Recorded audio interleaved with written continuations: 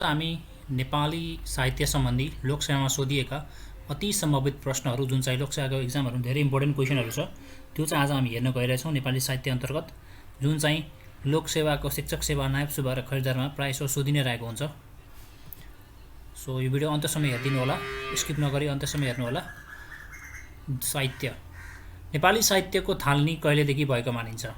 नेपाली साहित्यको थालनी कहिलेदेखि भएको मानिन्छ? नेपाली साहित्यको थालनी नेपाल एकीकरण अभियानसँगै भएको पाइन्छ। के त नेपाली साहित्यको थालनी कहिलेदेखि भएको मानिन्छ त? नेपाल एकीकरण अभियानसँगै।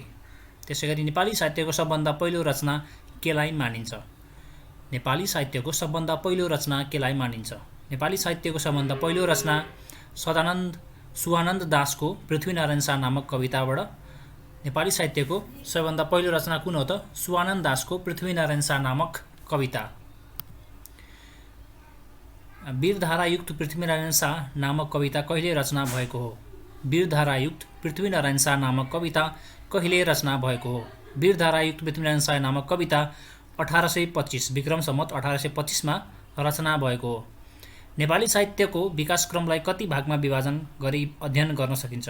नेपाली साहित्यको विकासक्रमलाई कति भागमा विभाजन गरी अध्ययन गर्न सकिन्छ? 3 भाग। नेपाली साहित्यको प्राथमिक काल कुनलाई मानिन्छ? नेपाली साहित्यको प्राथमिक काल कुनलाई मानिन्छ? नेपाली साहित्यको प्राथमिक काल विक्रम सम्वत 1801 देखि विक्रम सम्वत 1940 सम्मलाई प्राथमिक काल भनिन्छ। त्यसैगरी कुन अवधिलाई नेपाली साहित्यको प्राथमिक कालको पूर्वार्धको चरण मानिन्छ? कुन अवधिलाई नेपाली साहित्यको प्राथमिक कालको पूर्वार्धको चरण मानिन्छ? विक्रम सम्वत 1801 देखि विक्रम सम्वत 1871 सम्मकोलाई नेपाली इतिहास साहित्यको प्राथमिक कालको पूर्वार्धको चरण मानिन्छ। कुन अवधिलाई नेपाली साहित्यको प्राथमिक कालको उत्तरार्धको चरण मानिन्छ? कुन अवधिलाई नेपाली साहित्यको प्राथमिक कालको उत्तरार्धको चरण मानिन्छ त? विक्रम सम्वत 1872 देखि विक्रम सम्वत 1940 सम्मकोलाई उत्तरार्धको चरण मानिन्छ। नेपाली साहित्यको मध्यम काल कुनलाई मानिन्छ? नेपाली साहित्यको मध्यमिक काल कुनलाई मानिन्छ? विक्रम सम्वत 1941 देखि विक्रम सम्वत 1974 सम्मकोलाई नेपाली साहित्यको माध्यमिक काल भनेर मानिन्छ। नेपाली साहित्यको आधुनिक काल कुनलाई मानिन्छ? नेपाली साहित्यको आधुनिक काल कुनलाई मानिन्छ? नेपाली साहित्यको आधुनिक काल विक्रम सम्वत 1975 देखि हालसम्मकोलाई मानिन्छ। त्रिरत्न सौन्दर्य गाथा कसले रचना गरेका हुन्? त्रिरत्न सौन्दर्य गाथा कसले रचना गरेका हुन्? त्रिरत्न सौन्दर्य गाथा सुन्दरानन्द बाडाले रचना गरेका हुन्।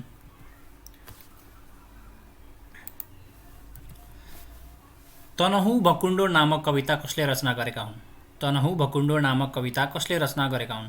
तनहुँ भकुण्डो नामक कविता शक्ति बल्लभ अर्यालले रचना गरेका हुन्। नेपाली साहित्यमा श्रृङ्गारिक धाराको विकास कुन कालमा भएको हो? नेपाली साहित्यमा श्रृङ्गारिक धाराको विकास कुन कालमा भएको हो?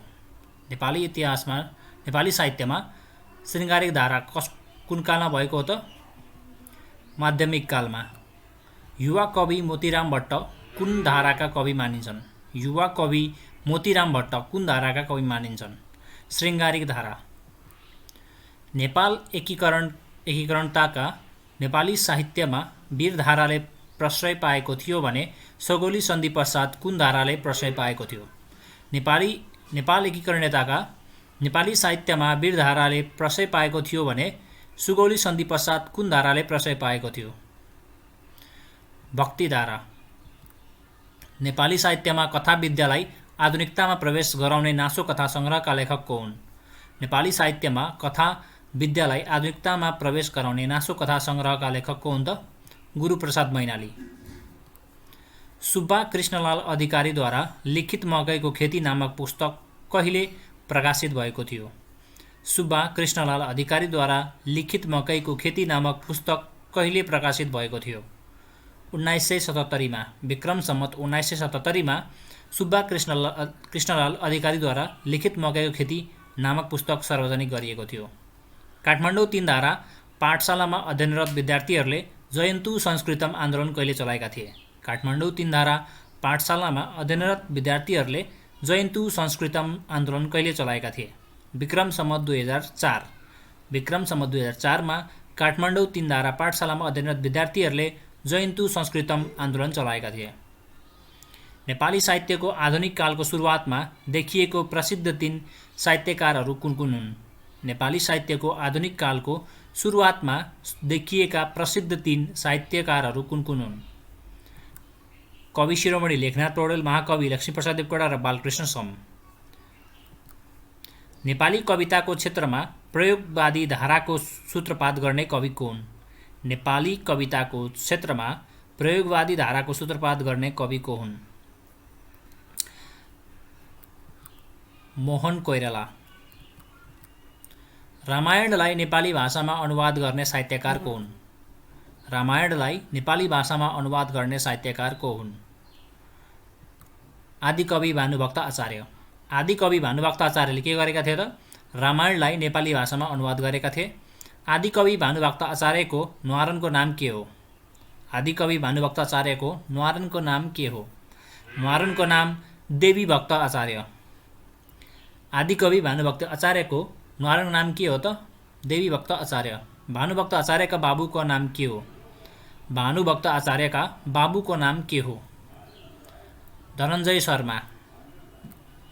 मैथिली भाषामा लिखित नाटक पारिजात हरणका लेखक को हुन्? मैथिली भाषामा लिखित नाटक पारिजात हरणका लेखक को हुन्? मैथिली भाषामा लिखित पारिजात हरणका लेखक को हुन् त? उमापति। नेपाली साहित्यका वेदव्यास भनी चिनिने साहित्यकार को हुन्? नेपाली साहित्यका वेदव्यास भनी चिनिने साहित्यकार को हुन्? हेमाङ्ग दीक्षित। हेमाङ्ग दीक्षितलाई नेपाली साहित्यका वेदव्यास भनी चिनिन्छन्। कवि शिरोमणि लेखनाथ पौडेलले मृत्यु पश्चात पाएका पुरस्कार कुन हो? कवि शिरोमणि लेखनाथ पौडेलले मृत्यु पश्चात पाएको पुरस्कार कुन हो त? त्रिभुवन प्रज्ञा पुरस्कार, जुन चाहिँ विक्रम सम्वत 2026मा उनलाई प्रदान गरिएको थियो। कवि शिरोमणि लेखनाथ पौडेलले मृत्यु पश्चात पाएको पुरस्कार कुन हो?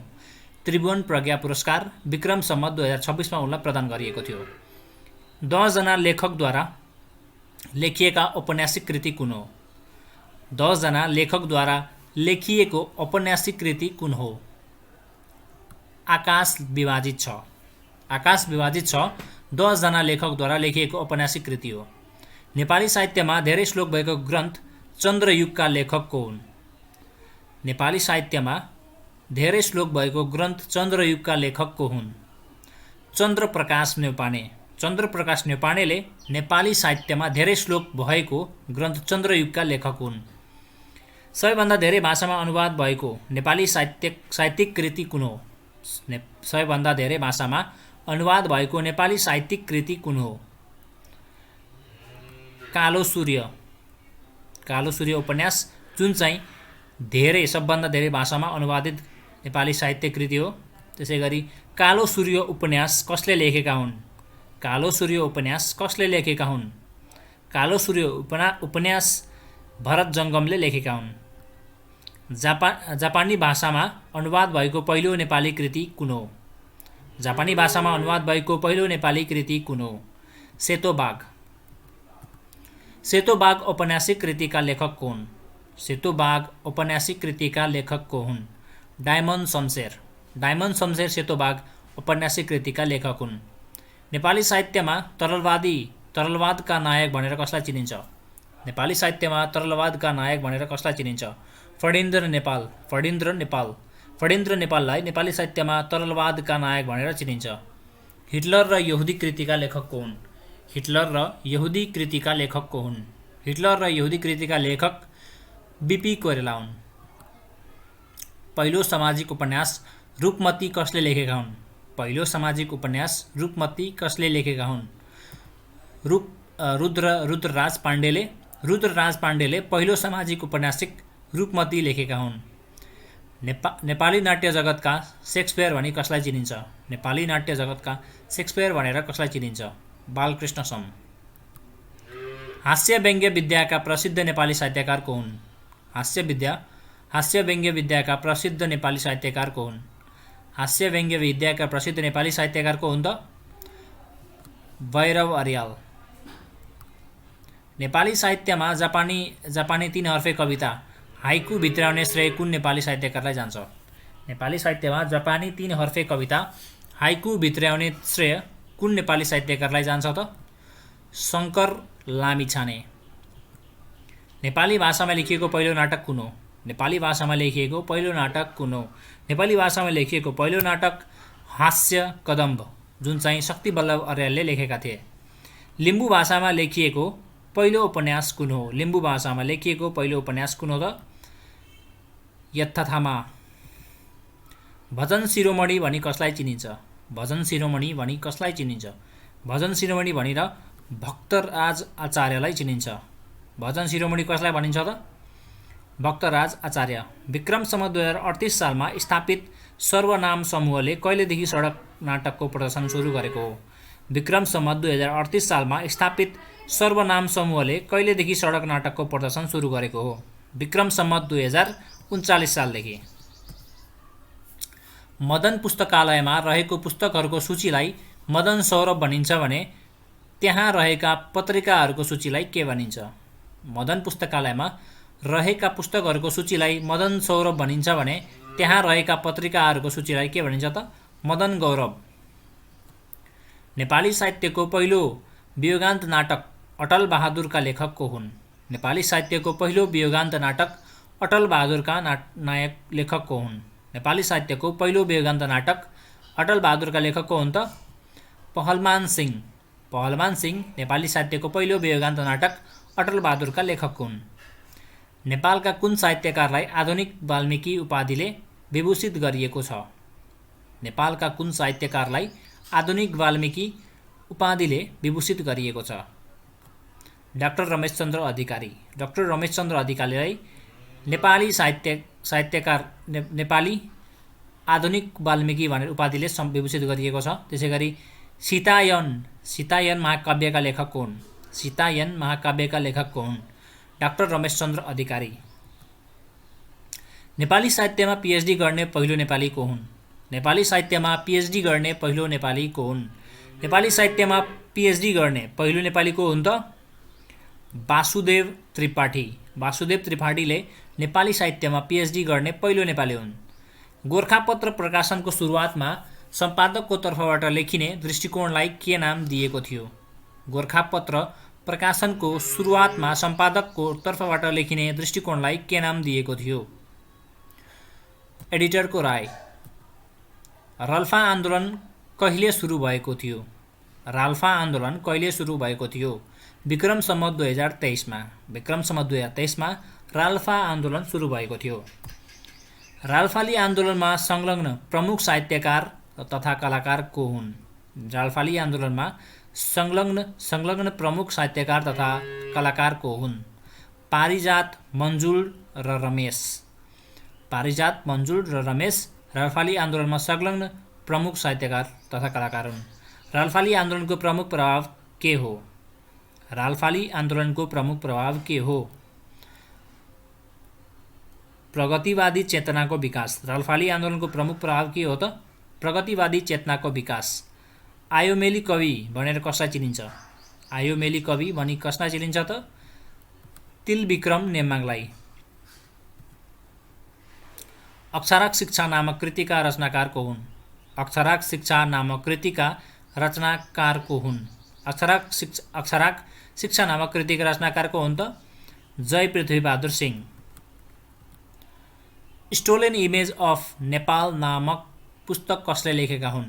स्टोलेन इमेज अफ नेपाल नामक पुस्तक कसले लेखेका हुन्? स्टोलेन इमेज अफ नेपाल नामक पुस्तक लौनसिंह बाङदेलले लेखेका हुन्। लौनसिंह बाङदेलले स्टोलेन इमेज अफ नेपाल नामक पुस्तक लेखेका हुन्। नेपाल भाषाको प्रथम उपन्यास कुन हो? नेपाल भाषाको प्रथम उपन्यास कुन हो?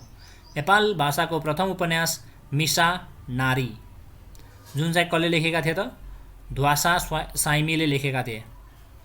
नेपाली भाषाका प्रथम गजलकार को हुन्? नेपाली भाषाका प्रथम गजलकार को हुन्? मोतीराम भट्ट। ऊ मरी अरे नामक कृतिका रचनाकार सुवास घिसिङ हुन् भने ऊ मरेकी छैन नामक कृतिका रचनाकार को हुन्? ऊ मरी अरे नामक कृतिका रचनाकार सुवास घिसिङ हुन् भने ऊ मरेकी छैन नामक कृतिका रचनाकार को हुन् त? बालकृष्ण सम। नेपालको पहिलो मौलिक आधुनिक नाटक कुनलाई मानिन्छ? नेपालको पहिलो मौलिक आधुनिक नाटक कुनलाई मानिन्छ? नेपालको पहिलो मौलिक आधुनिक नाटक मुटुको व्यथालाई मानिन्छ। मुटुको व्यथा तानसेनको झरी प्रेमपिण्ड नियमित आकस्मिकता नामक कृतिका लेखक को हुन्? मुटुको व्यथा तानसेनको झरी प्रेमपिण्ड नियमित आकस्मिकता नामक कृतिका लेखक को हुन् त बालकृष्ण सम। राष्ट्रकविको उपाधिद्वारा सम्मानित कवि को हुन्? राष्ट्रकविको उपाधिद्वारा सम्मानित कवि को हुन्? माधव प्रसाद घिमिरे। सो आजलाई यति नै। भिडियो मन पर्यो भने लाइक र सेयर गरिदिनु होला, साथै सब्स्क्राइब गर्न नभुल्नु होला। हामी अर्को भिडियोमा हेर्नेछौँ नेपालका पुरस्कारहरूको बारेमा हेर्छौँ। मदन पुरस्कार, जगदम्बाश्री पुरस्कारहरू बारेमा हेर्छौँ। त्यति बेलसम्मलाई फलो गरिदिनु होला।